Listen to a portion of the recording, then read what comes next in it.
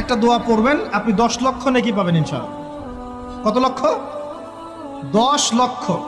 দোয়াটা শিখাচ্ছি। দোয়াটা হচ্ছে লা ইলাহা ইল্লাল্লাহ ওয়াহদাহু লা শারীকা লাহ লাহুল মুলক ওয়া লাহুল হামদ ইউহয়ী ওয়া ইউমীত ওয়া হুয়া হাইয়্যুন লা ইয়ামুত বিয়াদিহিল খায়রু কুল্লুহু ওয়া হুয়া আলা কুল্লি শাইইন কাদির।